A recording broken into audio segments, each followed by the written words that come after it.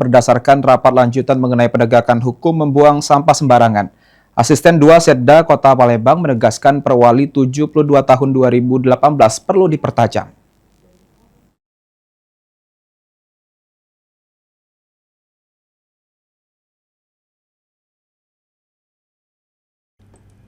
Berdasarkan rapat lanjutan mengenai penegakan hukum membuang sampah sembarangan pada Jumat 17 April, Asisten 2 Setda Kota Palembang Isnaini Madani mengatakan dari rapat tersebut, peraturan Kota Palembang tentang membuang sampah sembarangan, seperti peraturan Wali Kota atau Perwali 72 tahun 2018 perlu dipertajam.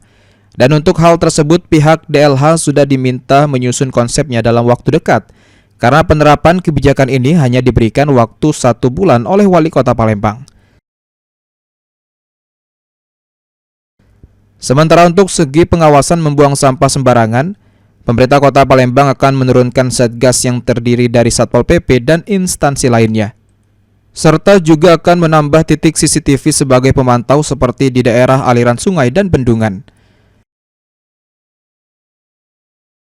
Pertajam lagi, misalnya di dalam perwali yang atau perda yang memang sudah eksis sebelumnya, itu kan belum tajam, belum detail. Misalnya terhadap orang yang kedapatan buang sampah, nak diapo ke setelahnya. Nah ini kita pertajam, termasuk sanksi-sanksinya, rewardnya. Sudah itu kita di dalam perda atau perwali yang sudah ada sebelumnya kan itu diamankan ada tim. Nah ini pembentukan tim juga kita juantakan nanti di dalam perwali yang akan kita lagi dikonsepkan oleh DLH.